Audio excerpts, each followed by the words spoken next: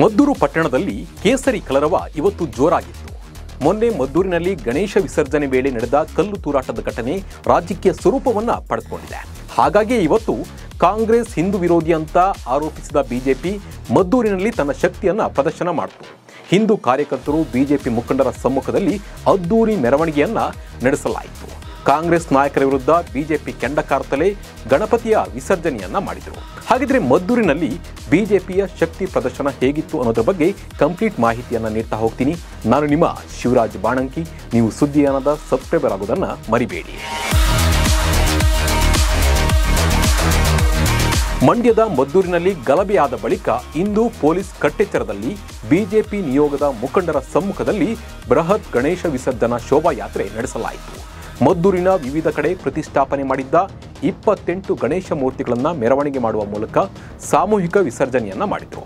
ಮೆರವಣಿಗೆ ಮುನ್ನವೇ ಜಾನಪದ ಕಲಾ ತಂಡದೊಂದಿಗೆ ಹಿಂದೂ ಕಾರ್ಯಕರ್ತರು ತಮಟೆ ಸದ್ದಿಗೆ ಕುಣಿದು ಕುಪ್ಪಳಿಸಿದರು. 10ಕ್ಕೂ ಹೆಚ್ಚು ಕಲಾ ತಂಡಗಳು ಪೂಜಾ ಕುಣಿತ, ಡೊಳ್ಳು ಕುಣಿತ, ಗಾರುಡಿ ಗೊಂಬೆ, ತಮಟೆ ಸೇರಿದಂತೆ ಹಲವು ಕಲಾ ತಂಡಗಳು ಸಾಥನ್ನ ನೀಡಿದವು. ಬಿಜೆಪಿ ರಾಜ್ಯಾಧ್ಯಕ್ಷ BY ವಿಜೇಂದ್ರ ನೇತೃತ್ವದಲ್ಲಿ ಕಾಶಿ ವಿಶ್ವನಾಥ ದೇಗುಲದಲ್ಲಿ ಪೂಜೆ ಸಲ್ಲಿಸಿ ಮೆರವಣಿಗೆಗೆ ಚಾಲನೆಯನ್ನ ನೀಡಲಾಯಿತು. ಸಾಮೂಹಿಕ ಗಣೇಶ ವಿಸರ್ಜನೆ ಮೆರವಣಿಗೆಯಲ್ಲಿ ಬಿಜೆಪಿ ಹಾಗೂ JDS ನಾಯಕರು ಭಾಗಿಯಾಗಿದ್ದರು. BY ವಿಜೇಂದ್ರ ಅವರಿಗೆ ವಿಪಕ್ಷ ನಾಯಕ R ಅಶೋಕ್, ಛಲವಾದಿ ನಾರಾಯಣಸ್ವಾಮಿ, CT ರವಿ, ಯದುವೀರ್, ಅಶ್ವಥ್ ನಾರಾಯಣ್ ಮತ್ತಿತರರು ಸಾಥ್ ಕೊಟ್ಟರು. ಗಣೇಶ ಮೆರವಣಿಗೆಗೆ ಜನ ಸಾಗರದಂತೆ ಸೇರಿದ್ರು. ಸಾವಿರಾರು ಸಂಖ್ಯೆಯಲ್ಲಿ ಜಮಾಯಿಸಿದ ಜನ ಕೇಸರಿ ಶಾಲು ಧರಿಸಿ ಮೆರವಣಿಗೆಯಲ್ಲಿ ಭಾಗಿಯಾಗಿದ್ದರು. ಮೆರವಣಿಗೆ ಉದ್ದಕ್ಕೂ ಜೈ ಶ್ರೀರಾಮ್ ಅಂತ ಘೋಷಣೆಯನ್ನ ಕೂಗಿದ್ರು. ಇನ್ನು ಕಾರ್ಯಕರ್ತರ ಅಭಿಮಾನಕ್ಕೆ ಕೇಸರಿ ನಾಯಕರು ಖುಷಿಯಾಗಿದ್ರು. ಮೆರವಣಿಗೆ ವೇಳೆ ಅಶೋಕ್, ಅಶ್ವಥ್ ನಾರಾಯಣ್ರನ್ನ ಹೆಗಲ ಮೇಲೆ ಹೊತ್ತು ಕಾರ್ಯಕರ್ತರು ಕುಣಿದು ಕುಪ್ಪಳಿಸಿದ್ರು.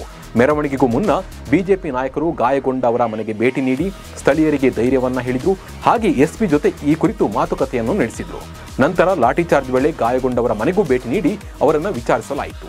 ಬಿಜೆಪಿ, JDS ಹಾಗೂ ಹಿಂದೂ ಪರ ಸಂಘಟನೆಗಳಿಂದ ಸಾಮೂಹಿಕ ಗಣೇಶ ಮೂರ್ತಿಗಳ ವಿಸರ್ಜನೆ ಅದ್ದೂರಿಯಾಗಿ ನಡೆಸಲಾಯಿತು.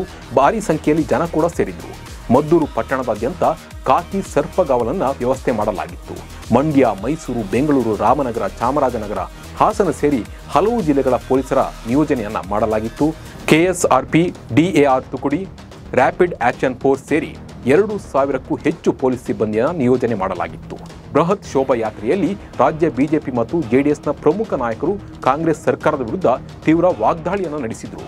ಬಿಜೆಪಿ ರಾಜ್ಯಾಧ್ಯಕ್ಷ BY ವಿಜೇಂದ್ರ ಮಾತನಾಡಿ, ಜಿಲ್ಲಾಧಿಕಾರಿ SP ನಡೆದಿರುವ ಘಟನೆಯ ಬಗ್ಗೆ ಮಾಹಿತಿಯನ್ನ ಕೊಟ್ಟಿದ್ದಾರೆ.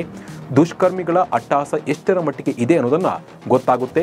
ರಸ್ತೆಯಲ್ಲಿ ಹೆಣ್ಣು ಮಕ್ಕಳು ನಡೆದುಕೊಂಡು ಹೋಗೋದಕ್ಕೂ ಆಗ್ತಿಲ್ಲ ಅಂತ ಹೇಳಿ ಇವರು ಆಕ್ರೋಶವನ್ನ ಹೊರಹಾಕಿದ್ರು.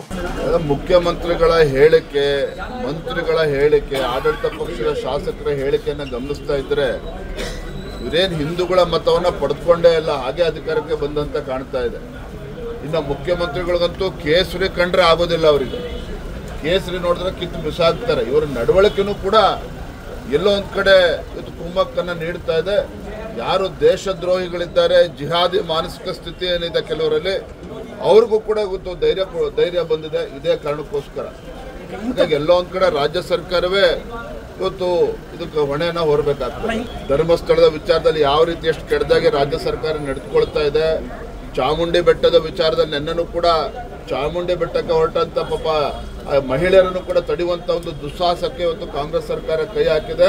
ಇವತ್ತು ನೇರವಾಗಿ ಹೇಳ್ತಾನೆ, ಅವರು ಪಾಪದ ಕೂಡ ತುಂಬಿದೆ. ಇವತ್ತು ಏನ್ ಬೇಕಾದ್ರೂ ಮಾಡೋದು ನಡೀತದೆ ಅಂತೇಳಿ, ಅಧಿಕಾರ ಇದೆ ಅಂತೇಳಿ ಇವತ್ತೇನು ಚಲ್ಲಾಟ ಆಡ್ತಾ ಇದ್ದಾರೆ.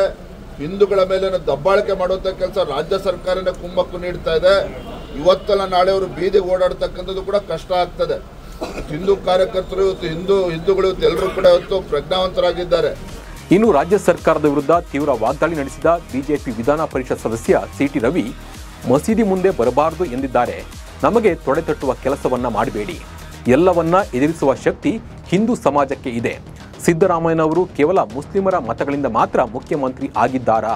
ಮುಸ್ಲಿಮರಿಗೆ ಏನೂ ಆಗಬಾರದು ಎನ್ನುವ ಮಾನಸಿಕತೆಯಿಂದ ಹೊರಬನ್ನಿ ಎಂದು ಕಿಡಿಕಾರಿದ್ರು. ಇನ್ನು ವಿಪಕ್ಷ ನಾಯಕ R ಅಶೋಕ್ ಕೂಡ ತೀವ್ರ ವಾಗ್ದಾಳಿಯನ್ನ ನಡೆಸಿದ್ರು. ಮದ್ದೂರು ವಡೆಗೆ ಫೇಮಸ್. ಸಿದ್ದರಾಮಯ್ಯ, DKಶಿ ಹೀಗೆ ಮದ್ದೂರು ಜನರಿಗೆ ಸಪೋರ್ಟ್ ಮಾಡದಿದ್ರೆ ಮದ್ದೂರಿನ ಜನ ನಿಮ್ಮ ತಲೆ ಮೇಲೆ ವಡೆ ತರ್ತಾರೆ. DKಶಿ ಮಂಡ್ಯದವರನ್ನ ಛತ್ರಿಗಳು ಅಂದ್ರು.